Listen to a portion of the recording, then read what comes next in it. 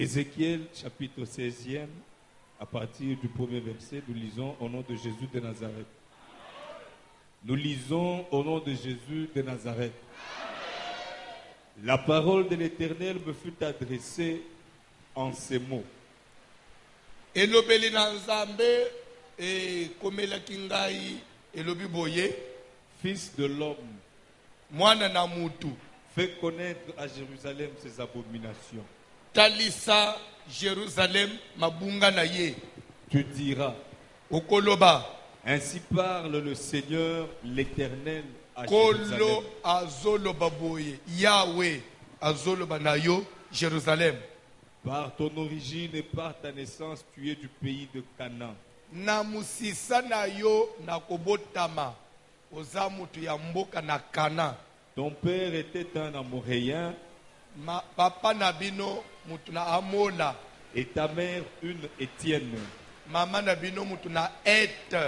À ta naissance, Tozo sukela nano wana. Tozo lebela d'abord ton origine et ta naissance. Après, on parlera du cordon après. Cordon ombilical. Fanda na se.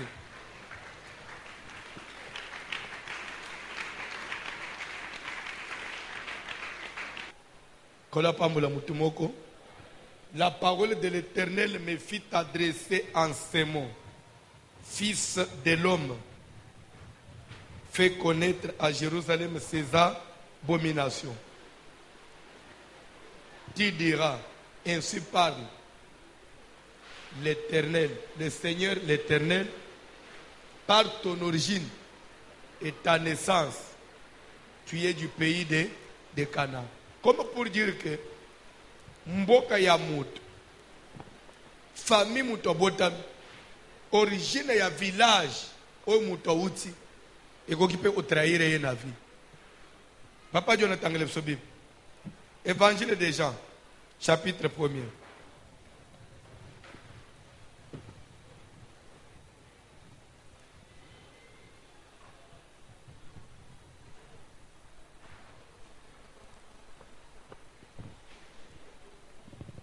Évangile de Jean, chapitre 1er, vous avez dans verset 40.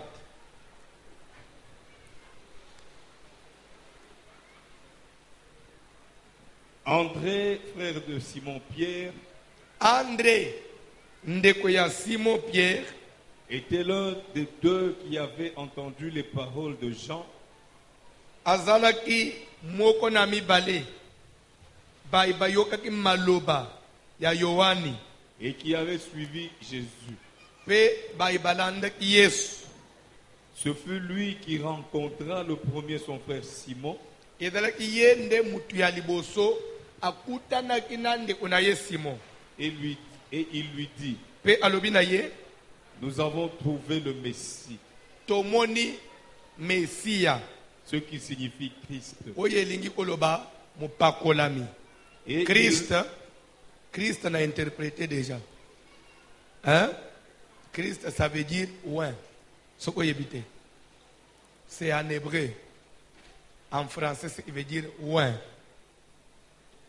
Et en lingala, mopakolami. Na chiluba Christ la isinini. Non. Non. Non. Antiluba, Jésus a le Christ là, Antiluba, ça existe. Non.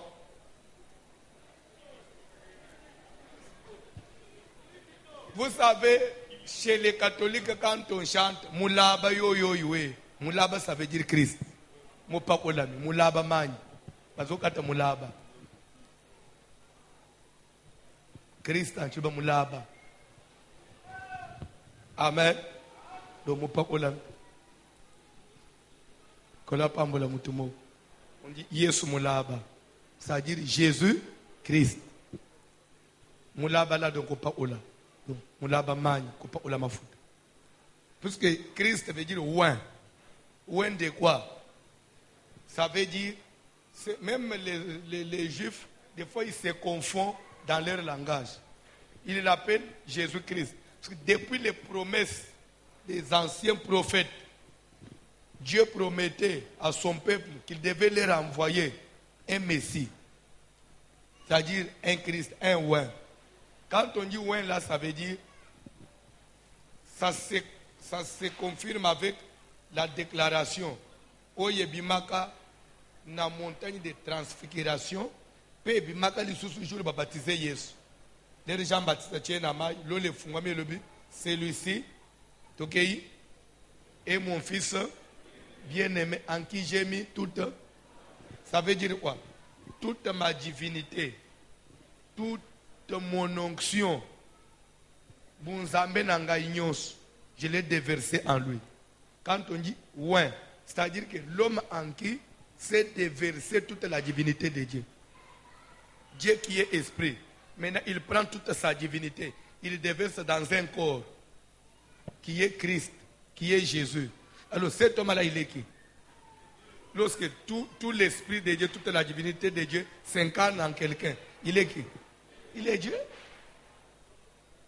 Dire seulement Christ, ça veut dire là où il y a donc toute la divinité de Dieu, c'est Dieu. Il n'y a même pas à discuter. Il n'y a pas deux personnes en Dieu, il n'y a pas trois personnes en Dieu, il y a un seul Dieu. Mais qui s'est présenté sous plusieurs formes. Amen. Dans le premier temps, il s'est présenté comme Dieu Père. Et après, il dit, Amen, Emmanuel, qui veut dire Dieu avec son peuple. Il est venu dans un corps. Il s'est présenté comme le Fils de Dieu.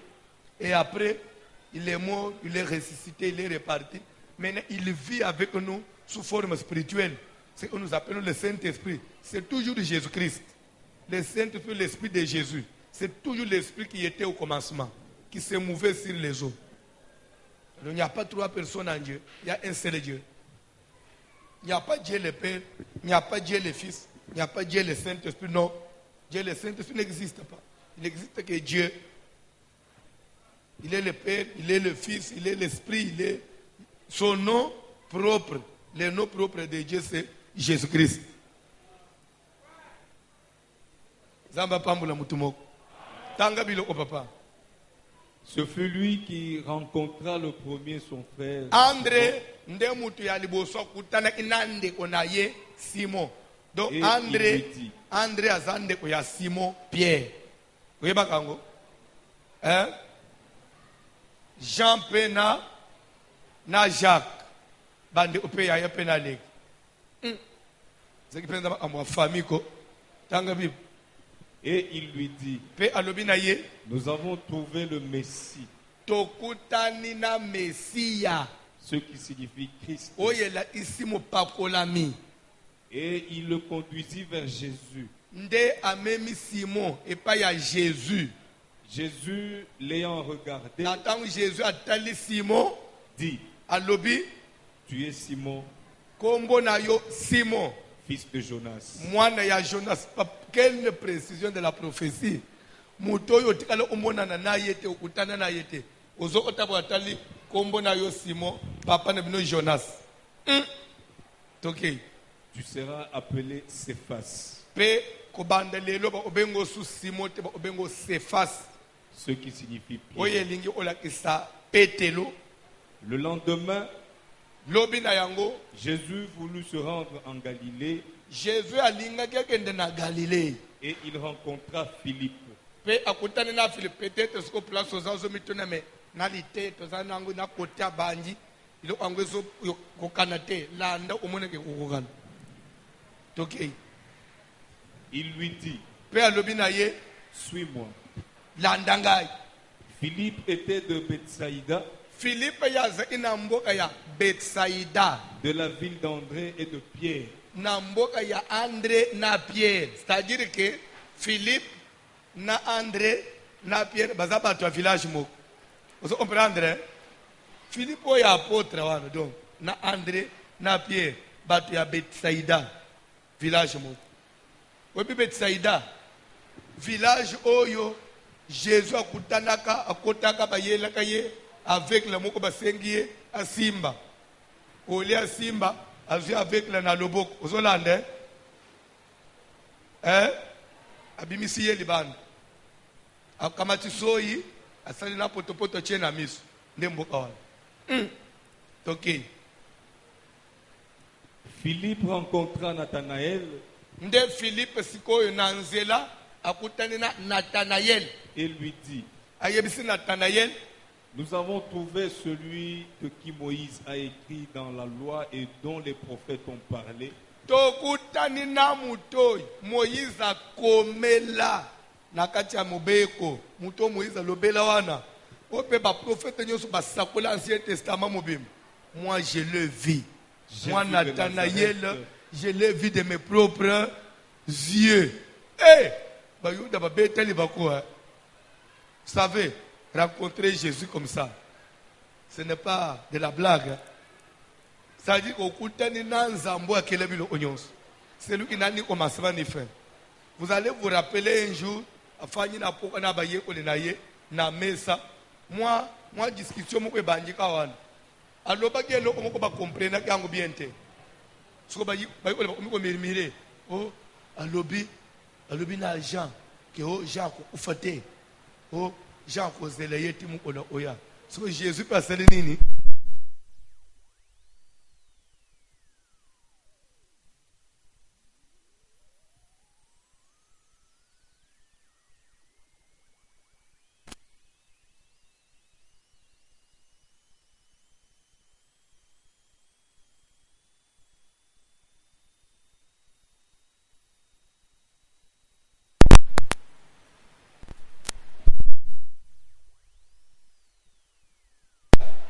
Alléluia.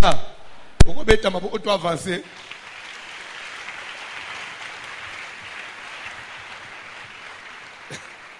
Je me souviens, bon, moi ma lili pesa aussi à moi mouké, hein? N'ate mukolomo, tu sais pas, ça fait longtemps. Sur le nombre 12, n'ate sur Moïse. Tout un jeune frère mouko, ça qui a voyagé à aspirant. Maintenant, dans le texte nombre 12, Moïse prit une femme éthiopienne. Marie a murmuré contre Moïse car il avait pris une femme éthiopienne. Et après, mon frère a dit, papa, quand on dit qu'il avait pris là, c'est que moi, je suis en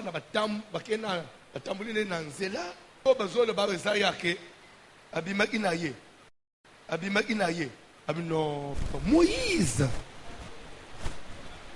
Papa, Moïse. Papa, non, Balobi il a pris. C'est-à-dire que Azuka Tamusubaki a tiqué. Non, Bazoba Metanga car il avait prise. Donc c'est-à-dire, non, papa, Moïse. Moïse, ce qu'on peut dire, Mutama ina makila. Batamboliti, Omina Éthiopie, Moïse ou apostole Emero Rouge. Abwa imiso amoni na Éthiopie, Moïse a luli. Alors, non, pasteur a luli. Oh. Moïse a luli. Pour dire que c'était des gens de la même nature. Ils avaient des faiblesses, ils avaient des erreurs. Calculé Élysée. Miracle à l'Ibosso Élysée, Salana Vinaye. Miracle à Mabé. Miracle à l'Ibosso Élysée, Sal. Miracle, l'air à bande la ministère. Yamabé. Miracle à l'Ibosso Élysée, Kolake la Batou. Peba Ours Bimi. Et les 40 combien? 40 combien? 42 enfants sur place. Dans le village, on a balé 42 enfants. Des miracles à l'Ibosso Sal. Kolé Sabana Batou. Nabanyam. Pona nini po sidiki bafingiye. Musala nzamu bafingiye kabukanda alakeli mabe. Na kulakela mabe 2 jours. Babimi bale 42 bana ya bana. Amen. Oyebi biso bato na nzambe zana bilo musu salama automatiquement. Peut-être même yo imaginer te. Et dans la place, on a colobaté parce que je suis à la radio. Et là, on a dit ça. Un jour, j'étais pressé, là, je devais. Fallait une autre place. Il restait quelques minutes à Bakang. Tu as un amour de Tokota. Tu as déjà Tokota. Policier, au Kakaya. Bon, il y a service, Atali. alinga déjà otsebiso bo okotete. Bato na bise non, eza pasteur voici l'homme. Abi oh nako nanga utuna otse na konfonda ki na alise mutu anaye okanisu ina musicien boy mo boy. Nene ngana otsenzo ande eza pasteur. Notre papa, si c'était musicien, mais le aussi, le côté pasteur, le côté. Vous savez, oh, ce qu'on a fait foot en bon. Donc tellement que j'étais pressé, les cambotés, nous avons itamakol. Batunion se basé, on les dit que ça pasteur, on y a billetté à côté. Parce que na maman mokol, maman n'est pas le bien côté, bon pasteur n'est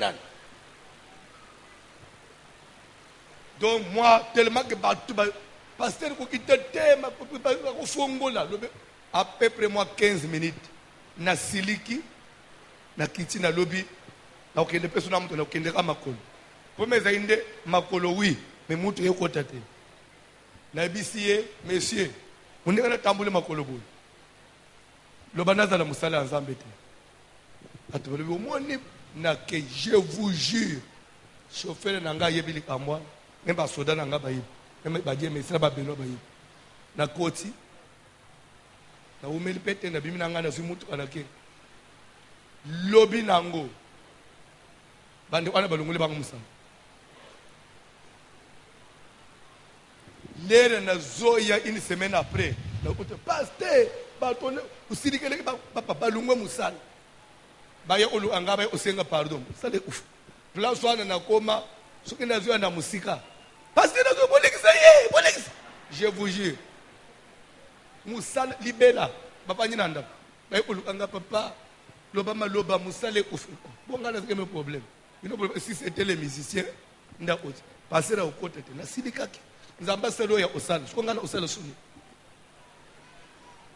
Ça dit, il y a des choses qui sont automatiques. Elisa silikika, pour les nini, monte tondi, monte chauve. Monte tondi, monte chauve. Ça veut dire quoi? L'air bakabwani na Eli a matina alone. So ya bandu ozonga, calculer séparation ana ya Eli. Et c'est là qui est bien te. Muto ya vina ya fonde ilikolo ya Eli. Atiki makambu nyonso. Amata ana Eli babanga kaye pone Eli. Eli a mati. Et il ne s'attendait pas qu'un jour il pouvait se séparer d'Eli. Zamba azu Eli, la surprise one. Alors, au tika manto à Eli, ils ont découragé là, désemparé, ils ont été au bandere viwa, ils ont amaté gana, j'ai dit que bana ba prophète mi monte tonji monte chou, mata muto alibanji, mata muto alibanji, bazo chole pona libanji, chauve monte tonji monte, mata muto alibanji, tala libanji, mata muto alibanji, musala nzamba libanji, na kanda wana ukabwana na ila tali kabo lobi, na ilibino mabena omwa ya nzamba. Malobe sile na mono ote ba ursa ba bimi na zamba en pleine ville ba bandu olanda bana ka ba kangu ko bale ba kan karande bana bale o ya mbangu pe ba kimi ba oti na banda karande bale bangu après ba ursa ba zongi na zamba c'est écrit dans la Bible quand pour ba seguier libandi des fois il faut éviter des accrochages na bato na zamba il y a des choses qui sont automatiques c'est lié au ministère. C'est lié à la fonction. C'est une fonction sacrée. Kola pambula mutumoko. Kola pambula mutumoko. Pendant que bazo mirmire, Jésus a tali à l'obi, bazo mirmire ni bawangani. Alors je sais que bazo mirmire kolo à Jean. Mais obino bazo anisozanga ona loba ite. Je n'ai pas dit que Jean kokufate. D'ailleurs, na kokipe koloba sikoyo kia kufate azela ngai timu olona ko enlever église pour changer pe angote mais aloba ina koki koloba mais il n'avait pas dit ça Bible zoloba lere akalobi liloba wana mirmire panzana mbo mobimba o Jésus aloba et Jean ko ufate Jean otikalate c'est intégré aussi comme ça dans la Bible et il parle de bon tala muto ko ufate et pourtant Jésus n'avait pas dit ça. Mais pour dire que Jésus il a ce pouvoir-là, il y a un mouton ou fêté, peu mouton ou fêté. Donc ceux qui parlent au Bakango, calculer depuis l'an 1 là, c'est que Jean Linga dans le Tilélo. il allait avoir déjà plus de 2000 ans à vivre. Dieu ne peut jamais permettre ça. Ce qui peut azalaka, il allait être Dieu. Mbele batu yonso bazo adorer. Jean mutu ya bongo azatilelo. Awa pa tombo ya pamba na Israël.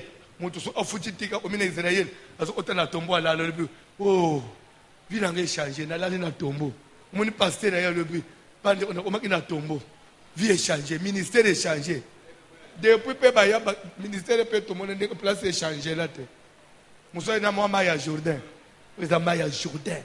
Nous avons place à baptiser Jésus. Quand la pambola mutumoko. Quand la pambola mutumoko. Et l'autre côté, l'autre pamba. C'est comme à Ottawa, na Canada. Na Ottawa, ils ont une pâtisserie. Moi, pâtisserie, je suis frère, mon garçon, je suis un croissant. Un croissant, na biso. Première fois Obama a commis au Canada, a commis à Ottawa, il a été dans le Parlement, à Zozonga, place à loger hier, cortège, bazoken de pas, à yebsi chauffeur na bimana cortège, côté na direction, calculer cortège présidentiel, zoken na ba octobre l'année na bani, président bimina na cortège pas à côté direction au boy, panique. So fobi no nyoso bo baluka bo bando ulana bo luka bo omba liboso na yinini akay pe vitesse le bazolana amonika pâtisserie wana télé je chauffeur téléma kisanga akita otika na pâtisserie wana on est osomba croissant abimisi mbongo asombi croissant après le temps quelques minutes ba policier ba yeba nini en circuler quartier ba zuye mais makobo mayo eza bien te ba kutie na mutu ba kei na ye. Le garçon là, il est milliardaire aujourd'hui. Il est milliardaire. Moutou nyo so ata uchiwap. Fone kende ule croissant oyo Obama liak. Jour à Liboso, biso to komana Ottawa. Ba pasteur Pierre, ba le papa, to ke bolie croissant ya Obama. Tebo na binga ifoka na tuni mutwana. Eza ba forum bele ya zo forum o wapi. Babi oya na bi oya iya nyeke wana. Mais il faut mona mulongo mutu nyoso akoti fole oya forme oya na lumzamba lo talende ka mutu obonga et le garçon là croissant wana ba commanda anguna monde ozokuta bathu bazana Angleterre bazo commande tindele biso croissant oyo ba mali yake ba ko tindela te $2000 atinde croissant wana bali a croissant ba mali voilà comment nzamba tombola abantu place nazalo binzamba lol Obama ko yena isheseta sambeli kana kalembele mbakeli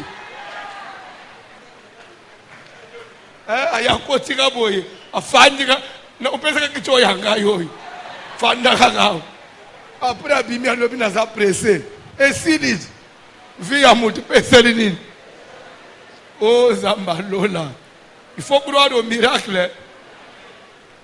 Il faut croire au miracle. Le garçon là Zanambo et il est connu dans le monde. Moi boutique à mukeka, moi pâtisserie à mukeka. Mais faut mon esikoy. Bakonzi ya mboka, président nyosi ya monde. Faut que olia croise. Il faut yemo kwa yana cortège. Allez croiser Obama. C'est là Obimawana. Ba cheko yetika na pas garçon. Zamba lola. Mobali ya bongo okoboya yelisusu. Ata figelio mama. Okolimbisa kaka. Ozomona ba mama. Papa ozo abe ato fingi mama na ngai na limbisi. Basi baza ba matérialiste. Ça je vous jure. Moi si mo okosote ko ngana matérialiste te lukuta. Yo bonga kaka. Omona ndio bando opeso respect. Et là papa vous mangez quoi papa? Na minute oyo. Et là chilombo. Hein? Avant mobile finga yo asalimbisi déjà. Ah bon? Mubalo ya bongo. Ata afame mafingo so limbisi déjà. Bref, dans la vie, tu as pensé à Mbapamboula, biso tobonga. Ndenga toye pana Yesu. Soki Obama, azo otananda wa mutu mutobongi. Et Jésus de Nazareth. Tikana pokwao. Na malili ya mvulo te ofandao. Yesu otananda unayo. Miracle moko asike kotana vi na yo. Et cela est possible au nom de Tangalanga Bible, papa. Nathanaël. Je vis avec mes propres yeux. Mutu oyo Moïse akoma. Pe oyo ba prophète balobela. Mutu ana salaka. Tous les prophètes ont parlé de lui. Il s'appelle Jésus. Tanga Bible, papa. Nathanaël lui dit, Nathanaël a dit Philippe. peut-il venir de Nazareth quelque chose de bon? Nathanaël a dit Philippe, mutu ango zoloba. Azaya village nini. Philippe a dit, il est de Nazareth. Nathanaël a dit, tika ngana ken. Ken de pona nini. Azonga tuni Philippe. Peut-il venir de Nazareth quelque chose de bon? Et le roi Malonga, na village wal. Bien aimé, famille na bino za famille.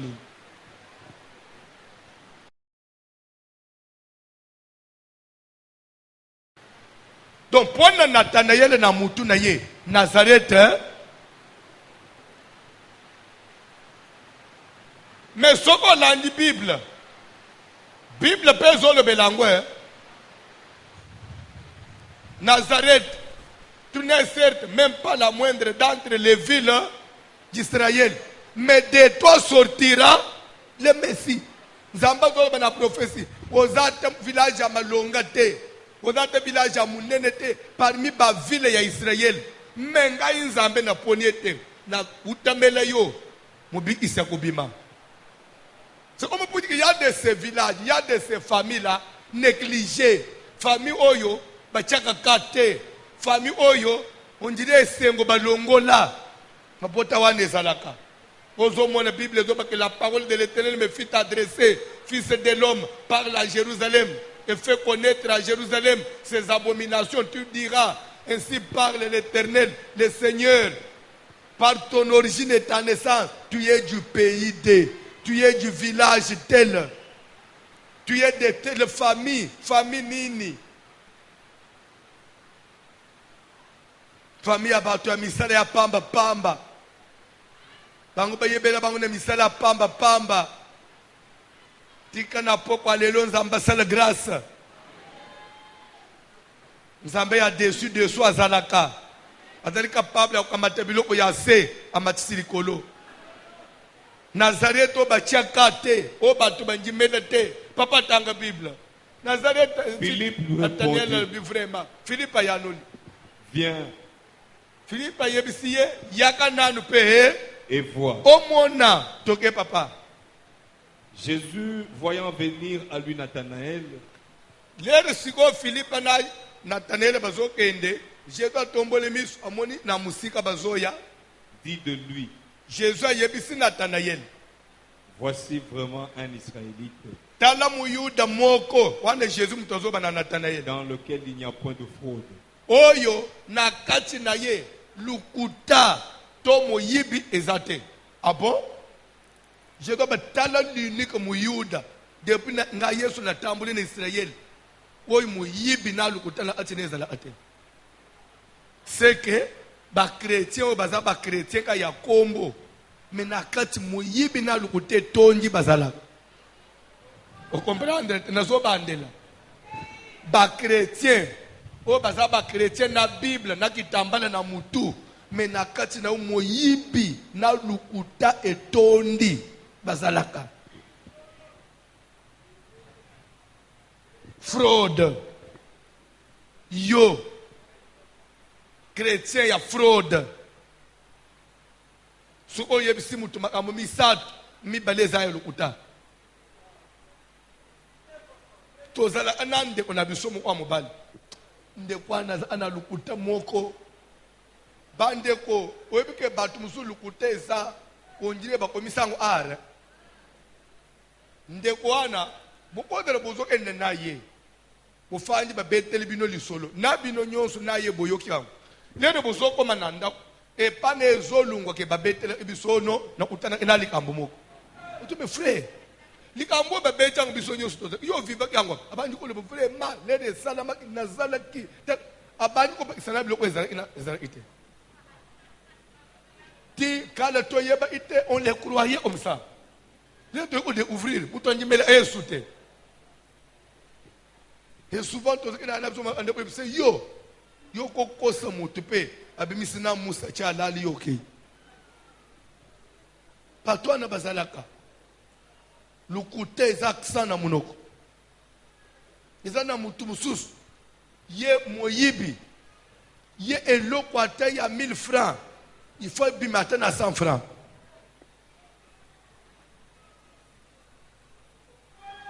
le banane fraude nde bato mususu baza omoni sera ke wenza zo umela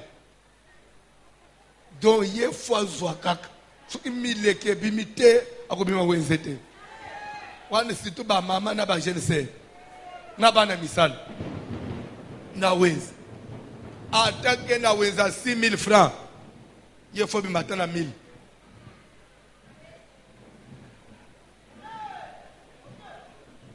nazo mituni est-ce que mbongo wa wenze appelle lisumu ou bien lisumu zamba contacter pardon eza lisumu te sukeza anini pardon eza anini eza anini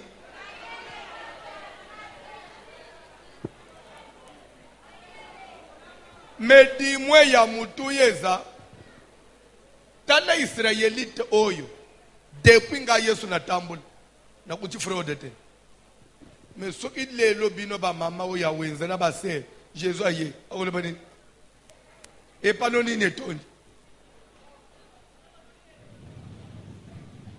Nathanaël soka kuti 1000 francs eza 1000 francs soki 100 francs etikali Nathanaël azo alobi papa 100 francs etikali Nathanaël c'est-à-dire que vie na ye mobimba tonga ngobongo Jésus aza nzambe nzamba zotala alobi voici un israélite dans lequel il n'y a point de olukuta oboye asala boy te.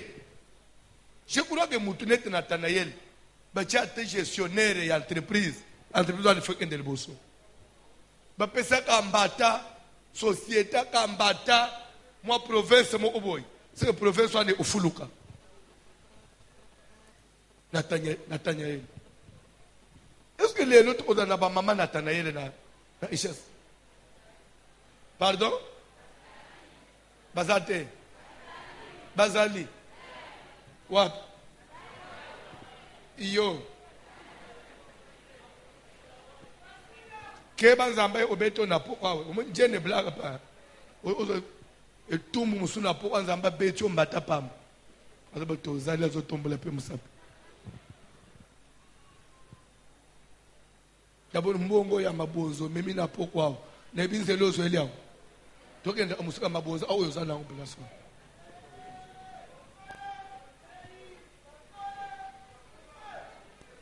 Monsieur Edaka ke batala origine mabonza nyonso mbeli yayo na pomelo zongi na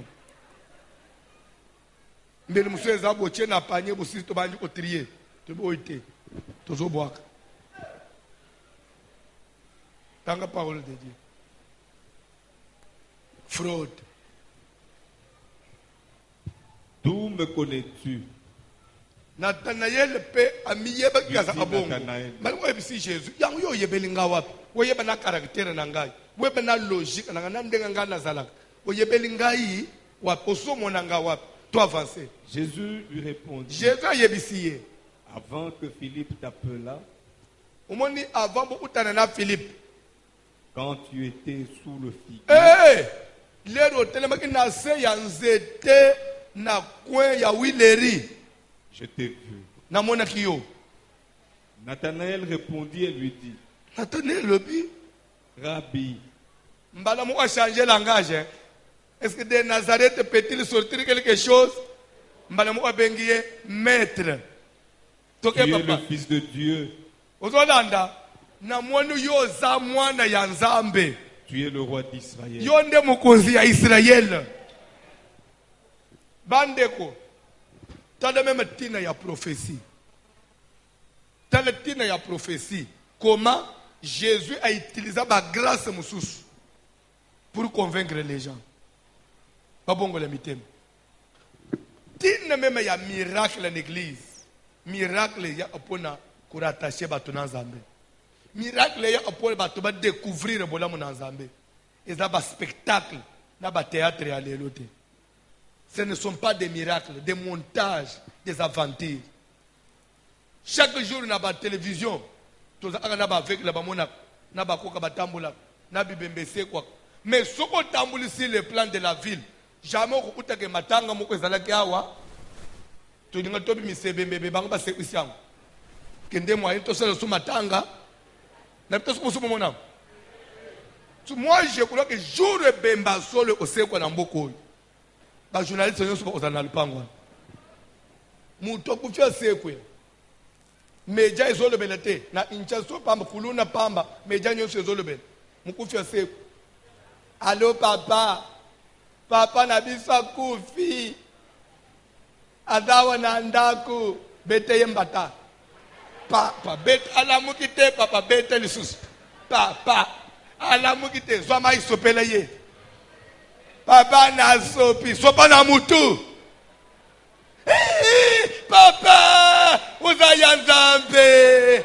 Aseku, uzaya Nzambe. Uzaya Nzambe chwa, balungwe platon, bale isi mususu. Na isha soy. Mutu akufi. Bobanju olel, ba voisin ba ye, ba leli. Obeti mbata mutu alamuki. Lobi ba chene yate. Pourquoi on veut se jouer des gens?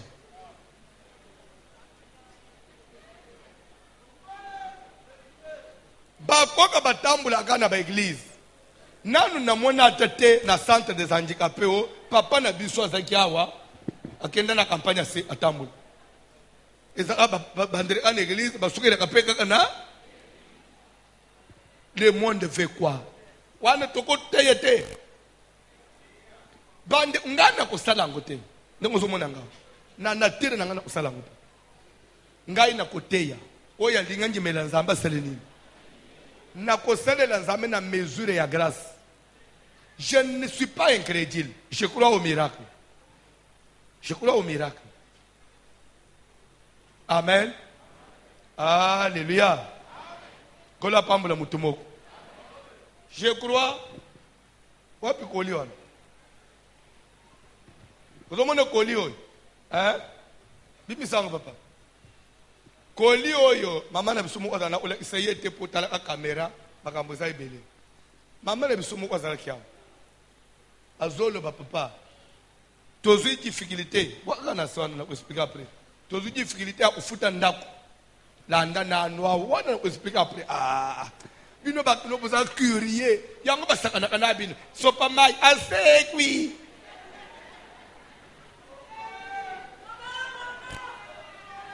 Papa uzaya Nzambe. Pasilo uzaya Nzambe banjimela yo. Banjimela Yesu te banjimela ngai. Ba vantérier. Sakana na ba. Bilo kwangu pe. Zaka po leta zolandela ngute. Lo musuba ndia ko kanga ko beta fimbu. Bwa na makana. Parce qu'après tout c'est la population de l'état de bazo ananaye. En train de distraire les gens, de tourner les gens de la vérité. On est en train de distraire les gens. On est en train de prier de mouton sambe là. Nous avons beaucoup sungaye. Nous avons pas. L'hôpital plein. Puisque c'est construit sur un faux fondement, beaucoup tonda, beaucoup jouer l'eau, beaucoup panzana. Dieu soutient toutes choses par sa parole. Ce qui n'est pas parole de Dieu, ça passera. Et aussi le thé. Et ça peut sonner en plaire. Et bien, en plaire, mais. Kala pambula mutumoko. Mama yebisinga bazo difficulté ufutela nda una mobali na ye. Babimi bazo quand même bilo na bangwanda batike pa ba na pare ya mobali. Bazana lupango quand même bapesi bango nda batie. En attendant to luka moya. Alobi papa. Tozonga 3 jours après, tokuti mbetu na biso a chambre. Mama bokulo teki yango. Na mbetu na matela. Oh na teki na futela bana minerval. Mbetu na biso to lalela ka. Na matela.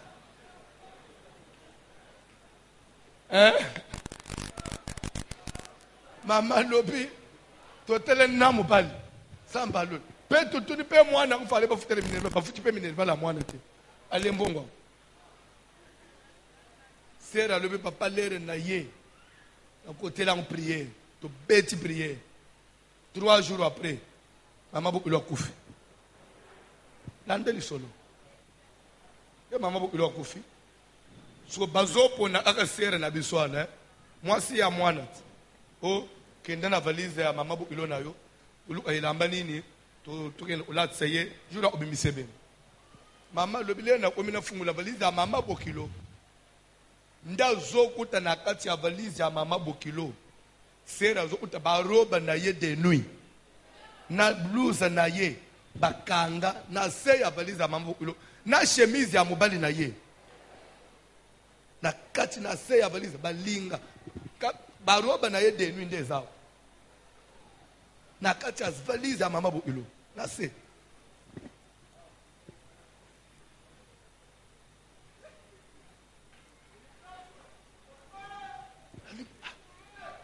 Mama bokilo nanda unaye na lala te ngana za epana ngai bilo una ngai ya shamba ya kokanga kolinga na se ya valiza mama bokilo eko ma ondekeni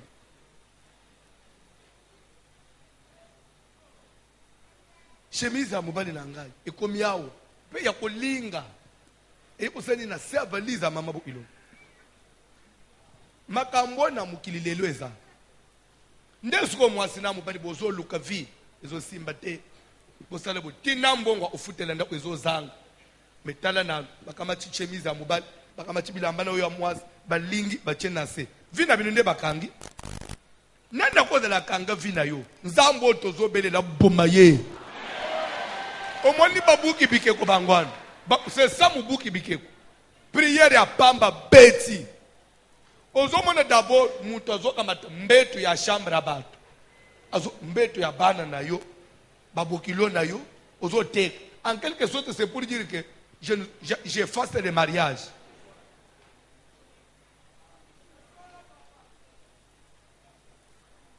Amen.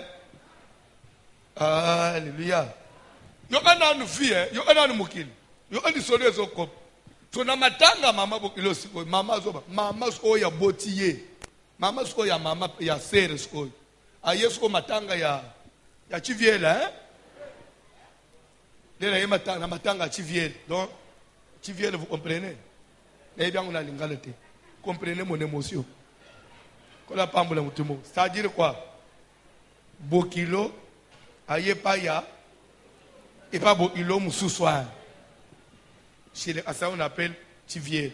Les années de Mouninga ko.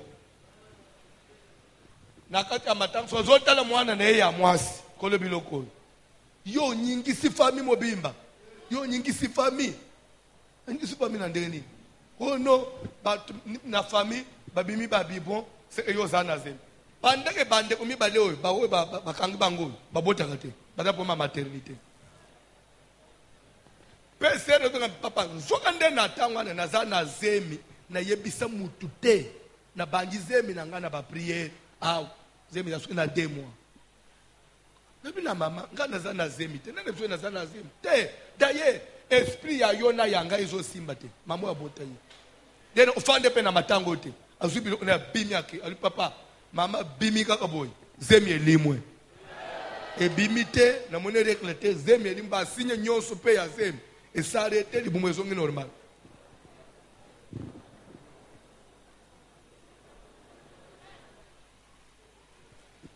Panga na Zambé kataye. Je vais vous dire une chose. Ce qui nous a pour makabana na safira na temple te ko banga nzambe ngeke kota te. Soki batuneti kore data na bira mabele fungula muno ko bazinda te batu benga ba respecter Moïse te. Mutoko sayo teke église na bino bokomi ko boma. Oh. Azo batoko mi yebise to banda ko boma kale azo batoko mi ko boma. Yebise to banda ngo kala. Tamu suyenda se informer te. Mutu nyos azo kanganzela na yo. Nathanaël est-ce que Nazareth eloko ni nekobim mutu ko chela yo pointe na vie. Bon Sophie eloko ni Sophie pa ko sala na vie. Ni ne ko sala te yo nan o chela nga point na vie. Tikanza mbona zote ya confondre ye. Nathanaël a changé langage, a bengi Rabbi. Tu es le prophète venu de Dieu, tu es le roi. C'est-à-dire que Philippe, commentaire à Philippe, et bimi mouke, il y a Nathanaël qui écoute, tu es le roi d'Israël. Philippe a dit que j'ai vu de qui Moïse avait écrit. Mais l'air de Nathanaël, tu es même le roi d'Israël. Tikan Zambé a convaincu même bateau bandima à te kozana Zambé. Je disais pour conclure, miracle est un objectif pour ramener Batu, Babongo, la mitema, Babanga, Nzambe, Bazonge Pana Nzambe. Mais miracle est pour semer le yengete. C'est pour réveiller l'intimité même à Batu Nzambe. Tel comme Nathanaël à Boukani, pas respecter Nzambe. Est-ce que ce qui se fait aujourd'hui dans les églises, ils ont ramené pour Nzambe l'église?